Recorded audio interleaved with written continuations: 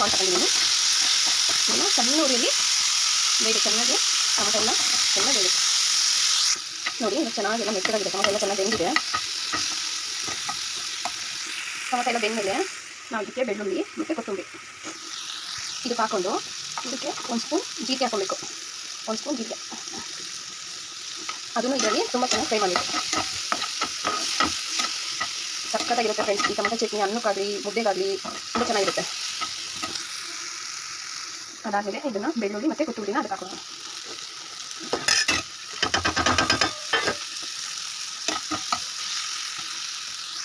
ನೋಡಿ ಎಲ್ಲ ಚೆನ್ನಾಗಿ ಬೆಂದಿದೆ. ಮೆಣಸಿನಕಾಯಿ ಟೊಮೆಟೊ ಹಣ್ಣು ಅದ್ರ ಜೊತೆ ಬೆಳ್ಳುಳ್ಳಿ ಜೀರಿಗೆ ಕೊತ್ತಂಬರಿ ಎಲ್ಲ ಹಾಕಿದ್ದೀನಿ. ಚೆನ್ನಾಗಿ ಫ್ರೈ ಆಗಿದೆ. ಇವಾಗ ನಾವು ಗ್ಯಾಸ್ ಆಫ್ ಮಾಡ್ಕೊಂಡಿರೋಣ. ಇದು ತಣ್ಣಗಾಗಲೇ ನಾವು ಮಸೆಗುಂಡಲ್ಲಿ ಮಸಿಬೇಕು.